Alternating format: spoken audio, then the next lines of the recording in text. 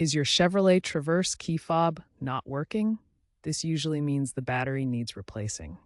The process is simple and saves you money compared to dealership costs. First, confirm the issue. Do the buttons respond? Is the LED light flashing? If not, a battery change is likely the solution. For 2009-2024 Traverse models, you'll need a CR2032 3-volt lithium coin battery. You'll also need a small flathead screwdriver or a plastic pry tool to open the fob without causing damage. Avoid using metal tools near the electronics. Locate the seam on your Traverse key fob, usually near the key ring. Gently insert your pry tool into the seam and twist to separate the two halves. Be careful not to break any clips. Once open, note the orientation of the old battery positive side up.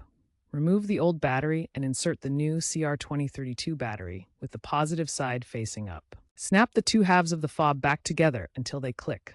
Test the fob by pressing the buttons. The LED should flash.